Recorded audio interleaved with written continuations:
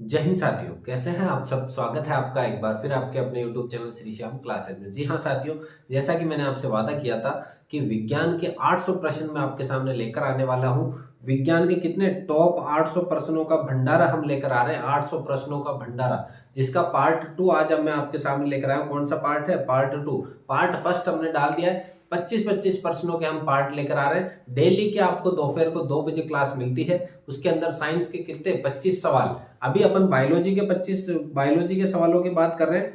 फिर उसके बाद अपन केमिस्ट्री के टॉप मोस्ट सवालों की बात करेंगे। फिर आपके फिजिक्स के टॉप मोस्ट सवालों की, फिर आपके आईटी से संबंधित, इंडियन टेक्नोलॉजी के जो संबंधित आते हैं, इंफॉर्मेशन टेक्नोलॉजी, वो भी सवाल ऐड करने वाले हैं अपन।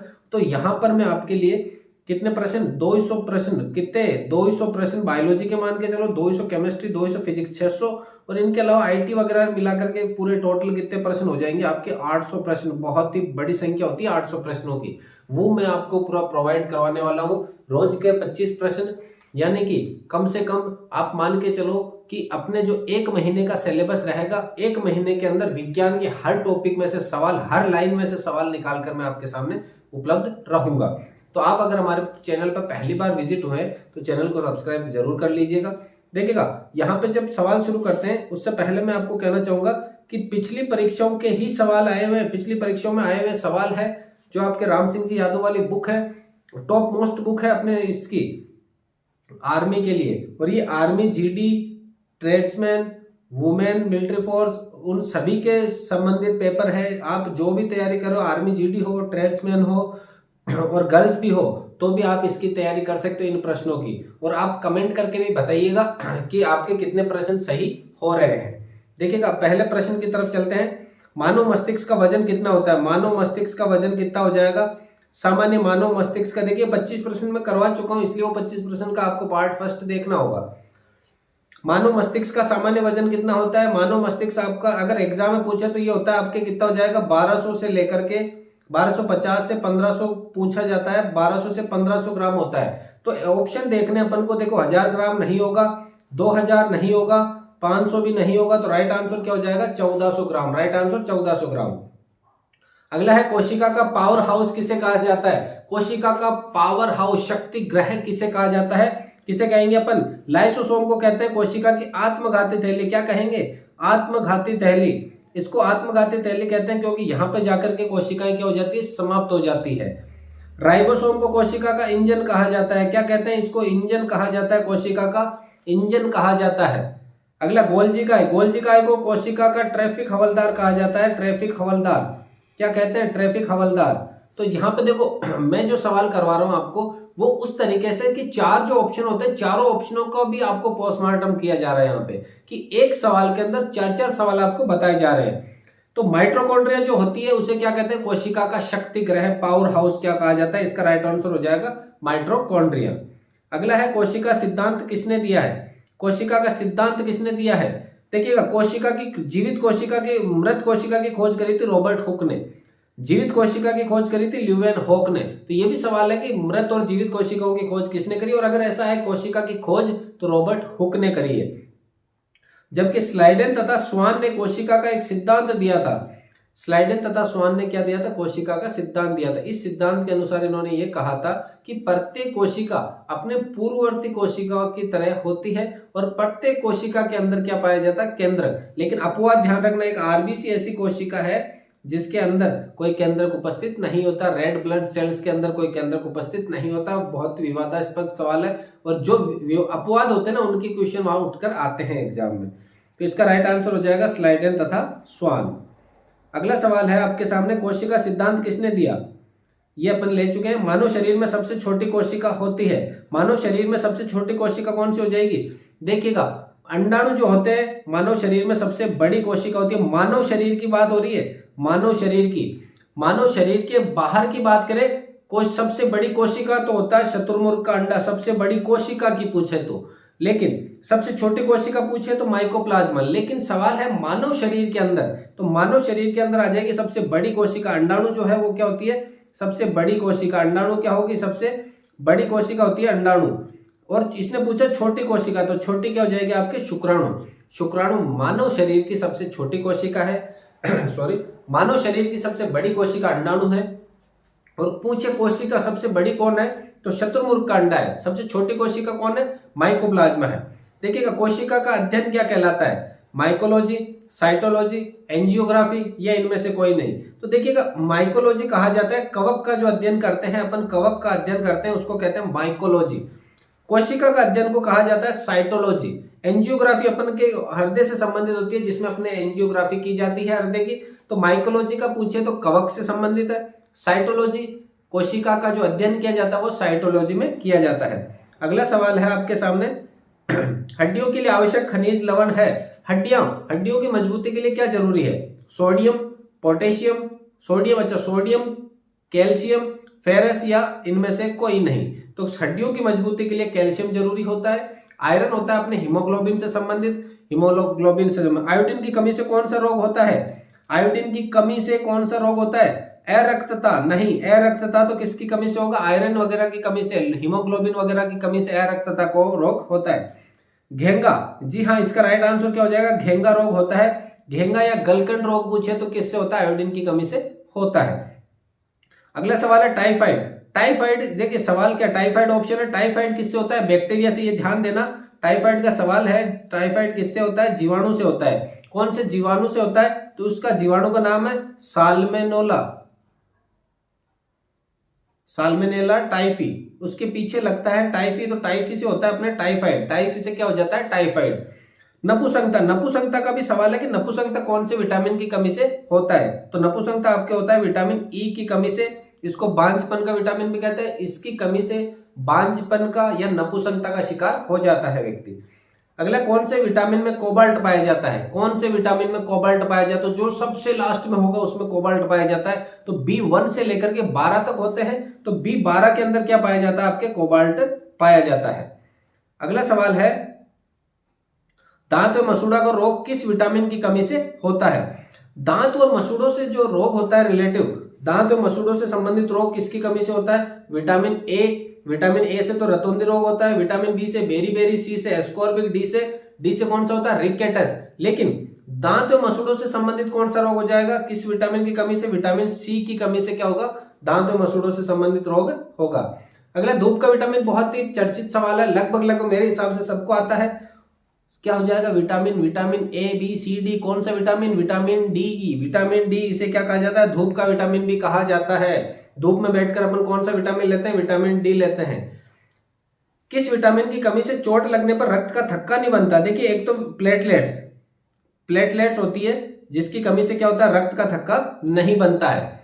व्यक्ति के अगर मान के चलो जिसके ये विटामिन की कमी हो या प्लेटलेट्स की कमी हो, उसके क्या होता है, अगर चोट लग गई, आपकी चोट लगती है तो आपने देखा होगा खून कुछ समय आता है फिर रुक जाता है अपने आप, यानी आपके बॉडी क्या बनाती है, उस रक्त का थक्का बना देती है, जमा देती है उसे। लेकिन कुछ व्यक्ति ऐसे होते हैं जिनके अगर चोट लग जाती है तो वो रक्त रुकता नहीं है, वो रक्त क्या होगा, लगातार बहता रहता है, और ज्यादा रक्त बहने से व्यक्ति की मृत्यु भी हो सकती है। इसे हीमोफीलिया रोग कहते हैं।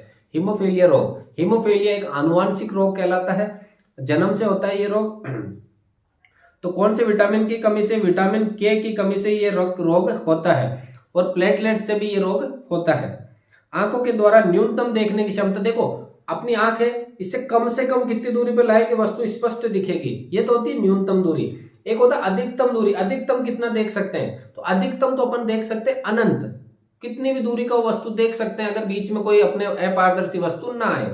लेकिन न्यूनतम सिर्फ और सिर्फ 25 सेंटीमीटर रहेगी वस्तु तो अपन देख सकते हैं, 25 से अगर पास में आ जाए तो अपन स्पष्ट नहीं देख पाते।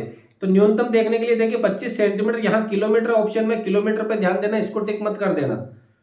आंखों के द्वारा अधिकतम, देखिए अभी अपन ने बात करी अधिकतम देखने की क्षमता कितनी होती है, अनंत होती है, बहुत दूर तक। अब यहाँ पे अगर मैं बात करूं, ये अपनी आंख है, ये अपनी आंख हो गई, यहां से अपन देख रहे हैं, यहां से अपन क्या कर रहे हैं, देख रहे हैं। तो सवाल ये बनता है कि एक आंख के द्वारा, दो आंखें हो गई है, तो दोनों आंखों के द्वारा देखने की जो क्षमता होती है वो कितनी होती है, 180 डिग्री। ये पूरे से देख सकते हैं 180 डिग्री दोनों आंखों के द्वारा देखने की क्षमता। लेकिन एक आंख की सवाल पूछे तो ये एक आंख से अपन को इतना ही दिखेगा, इसको कहते हैं 150 डिग्री। एक आंख से देखने की क्षमता होती है 150 डिग्री, और दोनों आंखों से देखने की क्षमता होती है 180 डिग्री। मैं यहां तक देख पा रहा हूं, जबकि एक आंख के अगर मैं बंद करूं तो एक आंख से मैं केवल तिरछा देख पा रहा हूं 90 प्लस ये 60 डिग्री यानी कि 150 डिग्री तक ही देख पाऊंगा। अगला सवाल है निकट दृष्टि दोष में प्रयुक्त लेंस है, निकट दृष्टि दोष में कौन सा लेंस प्रयुक्त किया जाता है? तो देखिएगा मैं आज आपको ट्रिक बताने वाला हूं किस प्रकार से इस सवाल को पकड़ना है। निकट, निकट कितने अक्षरों का नाम है? 3 अक्षरों का, तो निकट कितने अक्षरों का? 3 अक्षरों का। और दूर, दूर कितने अक्षरों का? 2 अक्षरों का। तो निकट के नीचे नाम बड़ा इसका है तो इसके नीचे बड़ा वाला लेंस, इससे बचने के लिए बड़ा वाला लेंस लेंगे। ये नाम छोटा है तो इससे बचने के लिए छोटा वाला लेंस काम में लेंगे। तो निकट दृष्टि दोष में व्यक्ति को अवतल लेंस काम में लेना चाहिए, और जबकि दूर दृष्टि नाम छोटा है तो उसके अंदर कौन सा लेंस काम में लेंगे? उत्तल लेंस काम में लेते हैं। देखिएगा दोनों सवाल है 39 व 40।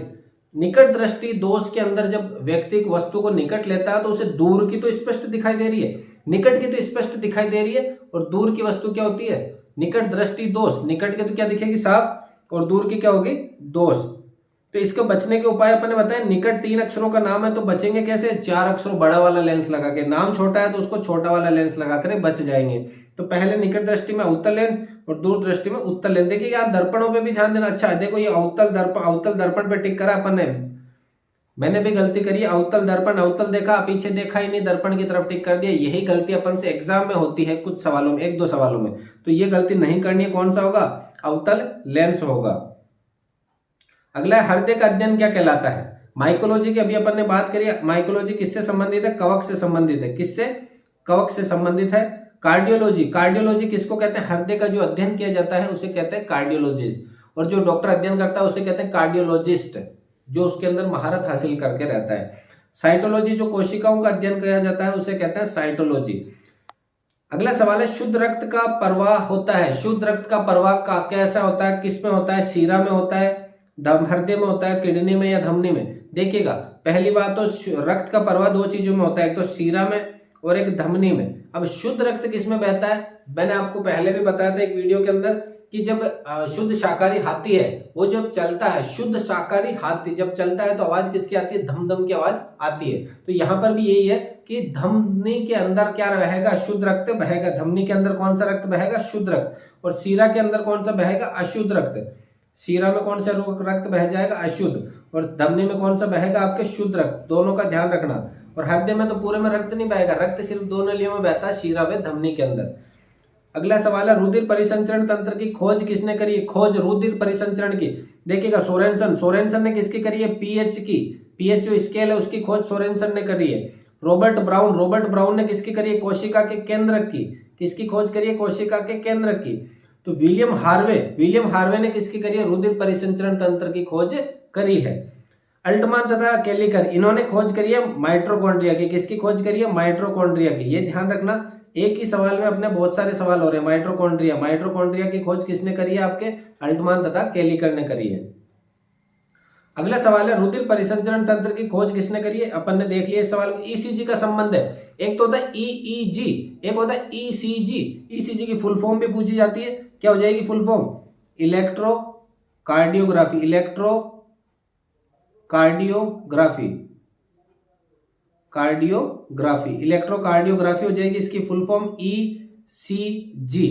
ईसीजी के अंदर अध्ययन किया जाता है आपके हृदय का। देखो कार्डियो शब्द आ गया, कार्डियो हृदय से संबंधित है।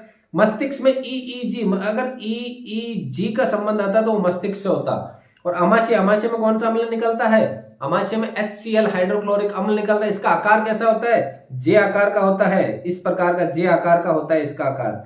यकृत की बात करें, यकृत क्या है? अपने शरीर की रसायनशाला। अगर किसी व्यक्ति को जहर देकर मार दिया जाए तो जब उसका पोस्टमार्टम वगैरह होगा तो लीवर की जांच की जाती है। जब विष के बारे में पता करना हो तो लीवर की जांच की जाती है, यकृत की। अगला है पेसमेकर का संबंध। पेसमेकर का संबंध किससे है? देखिएगा आपने सुना होगा जब अटैक आता है तो छल्ले वगैरह डाले जाते हैं। छल्ले एक नली होती है, जैसे मान के चलो ये धमनी है, ये धमनी यहाँ पे ब्लॉकेज हो गया, यहाँ पे क्या हो गया? ब्लॉकेज हो गया, ये धमनी नली आपस में चिपकने लगी। तो इस जगह पे आप क्या करते हैं? पहले इसकी सफाई की जाती है, फिर इस जगह पे एक छल्ला डाल दिया जाता है। वो छल्ला क्या होगा? जैसे यहाँ पे यहाँ छल्ला डाल दिया, अब ये ब्लॉकेज क्या करा? उसको समाप्त कर, अब वापिस कभी इस नली को चिपकने नहीं देगा। ये तो हो गया छल्ला, छल्ले डाले जाते हैं। लेकिन पेसमेकर भी हृदय से संबंधित है, जिसमें हार्ट अटैक से बचने के लिए कृत्रिम हृदय लगाया जाता है। जॉर्जिया नामक जैसा देखा होगा, ये क्या है? कुछ सालों तक चलता है, उसके बाद में इसका रिप्लेसमेंट होता है, फिर चेंज होता है। तो पेसमेकर किससे संबंधित है? हृदय से संबंधित है। अगला सवाल है मानव हृदय में कितने कोष्ठक होते हैं? मानव हृदय में कितने कोष्ठक होंगे? सवाल जवाब देना। कितने कोष्ठक होते हैं? 4 कोष्ठक होते हैं। 2 आलिंद कहलाते हैं और 2 नीले कहलाते हैं। ऊपर वाले दोनों आलिंद, ये क्या कहलाएंगे? आलिंद। इनको क्या कहा जाता है? आलिंद। और नीचे वाले दोनों क्या होंगे? नीले। आलिंद और नीले होते हैं। मानव शरीर में कितने कोष्ठक हो जाएंगे? 4 कोष्ठक। रक्त का पीएच मान कितना होता है? रक्त का पीएच मान होता है 7.4। पीएच स्केल भी पढ़ी होगी आपने। हाइड्रोजन आयनों की ऋणात्मक लघु गुणकता को पीएच स्केल कहते हैं। खोज करिए सोरेनसन ने। कब करिए? 1909 के अंदर करिए। अगर 7 से कम है तो वो अम्लीय है, 7 से ज्यादा है तो वो क्षारीय है, 7 है तो वो क्या है? उदासीन है। तो इसका पीएच मान कितना हो जाएगा? 7.4। रक्त का लाल होने का प्रमुख कारण क्या है? रक्त का लाल होना किसकी वजह से होता है? आनुवांशिकता की वजह से नहीं होगा। पलिया के कारण। पलिया में तो क्या होती है? आरबीसी का कब्रिस्तान कहा जाता है। मैंने पिछले वीडियो में बताया था आरबीसी का कब्रिस्तान, जहां पर के क्या होती है? आरबीसी जाकर के समाप्त होती है, इसलिए इसको क्या कहते हैं? आरबीसी का कब्रिस्तान। क्या कह देंगे? आरबीसी का कब्रिस्तान। कब्रिस्तान कहा जाता है किसका? आरबीसी का। प्लेटलेट्स। प्लेटलेट्स के कारण भी नहीं, तो रक्त का लाल रंग होता है हीमोग्लोबिन के कारण। अगला है सवाल है पुरुष में प्रति 100 ml रक्त की मात्रा कितनी होती है? पुरुषों के अंदर कितनी मात्रा होती है प्रति 100 ml? पुरुषों के अंदर देखो 10 से 12 की बात करें तो ये महिलाओं के अंदर है। 20 से 25 की बात करें तो ये नवजात के अंदर है। अब 15 लीटर भी रक्त नहीं हो सकता, ध्यान देना, 15 लीटर भी नहीं होगा। प्रति 100 ml पूछा तो 15 mg कितना हो जाएगा? 15 mg। 15 mg प्रति 100 ml होगा। प्रति 100 ml 15 mg प्रति 100 ml क्या होगी? इनमें रक्त की मात्रा होती है। देखिए अंतिम सवाल है इरिथ्रोसाइट का जीवन काल क्या होता है? उससे पहले देखिए अगर आप यहां तक पहुंच चुके हैं तो वीडियो को लाइक करें, अपने दोस्तों के साथ शेयर जरूर कीजिएगा ताकि उनको भी हेल्पफुल क्लास मिल सके। इरिथ्रोसाइट आपके कहा जाता है आरबीसी को। देखिए आरबीसी को क्या कहा जाता है? इरिथ्रोसाइट। डब्ल्यूबीसी को कहा जाता है ल्यूकोसाइट। तो इनका भी ध्यान रखना। आरबीसी का जीवन काल होता है कितना? ऑप्शन नंबर डी 120 दिन। तो ये अपनी क्लास के कुछ महत्वपूर्ण सवाल थे जो अपन ने लिए हैं। पूरे सवाल लिए हैं 26 से लेकर के 50 तक, और जो कल क्लास आएगी उसमें आपके 51 से लेकर 75 तक के सवाल आएंगे। तो आपके कितने सवाल यहाँ पर सही हुए हैं कमेंट करके जरूर बताइएगा कि हमारे इतने सवाल सही हुए, और आपको क्लास कैसी लगी।